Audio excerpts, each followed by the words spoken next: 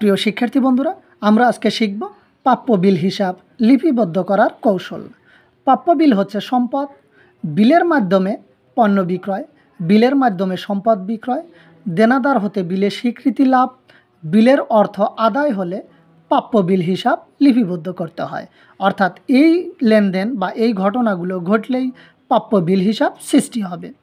আমরা একটা সূত্রের মাধ্যমে দেখতে পাচ্ছি, সম্পদ এবং খরচ যদি বৃদ্ধি পায় তাহলে ডেবিটে লিখব, সম্পদ এবং খরচ বা ব্যয় যদি হ্রাস পায় তাহলে ক্রেডিটে লিখব। খরচ বা ব্যয় একই কথা, খরচ বা ব্যয় যদি হ্রাস পায় আমরা ক্রেডিটে লিখব। আয় দায় মালিকানা সত্ত্ব যদি বৃদ্ধি পায় তাহলে আমরা ক্রেডিটে লিখব। আয় দায় এবং মালিকানা সত্ত্ব যদি হ্রাস পায় তাহলে ডেবিটে লিখব। এই সূত্রটি আমরা লেনদেনের মাধ্যমে ব্যাখ্যা আকারে দেখানোর চেষ্টা করব। আমরা একটি লেনদেন দেখতে পাচ্ছি, বিলের মাধ্যমে পণ্য বিক্রয়। পণ্য বিক্রয় হচ্ছে একটি আয়, আর আয় বৃদ্ধি পেলে তাকে ক্রেডিটে লিখতে হয়। আর বিক্রয়ের সাথে যদি বিল শব্দ থাকে তাহলে প্রাপ্য বিল হিসাব সৃষ্টি হয়। প্রাপ্য বিল হচ্ছে সম্পদ, সম্পদ বৃদ্ধি পেলে তাকে ডেবিটে লিখব। আমরা দেখানোর চেষ্টা করছি, প্রাপ্য বিল হচ্ছে সম্পদ, সম্পদ বৃদ্ধি পেলে ডেবিটে লিখব। বিক্রয় হচ্ছে আয়, আয় বৃদ্ধি পেলে তাকে ক্রেডিটে লিখব। প্রাপ্য বিল হচ্ছে সম্পদ, সম্পদ বৃদ্ধি পেলে হিসাব সমীকরণের প্রভাবে এ বৃদ্ধি পায়। বিক্রয় হচ্ছে আয়, আর আয় ক্রেডিটে থাকলে আয় বৃদ্ধি পায়। আর আয় যদি বৃদ্ধি পায় তাহলে হিসাব সমীকরণের প্রভাবে ওই বৃদ্ধি পায়।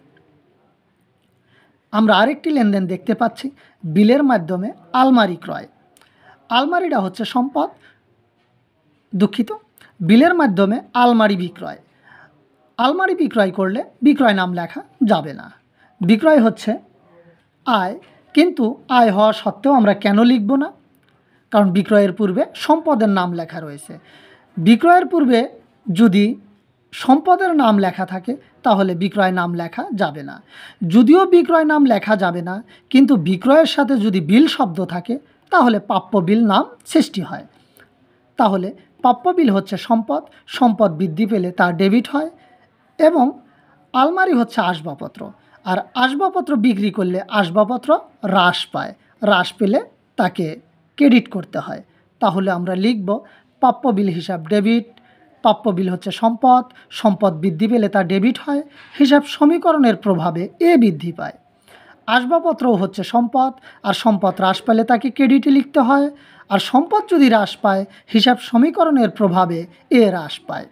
আমরা একটা নোট শিখব, আলমারি ক্রয়কে আসবাবপত্র হিসাবে গণ্য করতে হবে।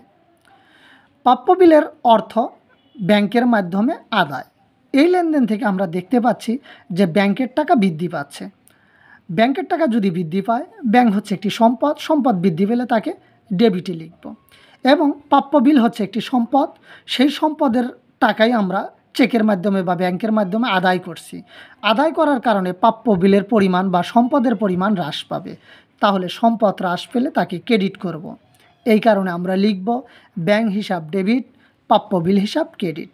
ব্যাংক যেহেতু সম্পদ ডেবিটে রয়েছে, সম্পদ বৃদ্ধি পেলে ডেবিট হয়। সম্পদ বৃদ্ধি পেলে হিসাব সমীকরণের প্রভাবে এ বৃদ্ধি পায়।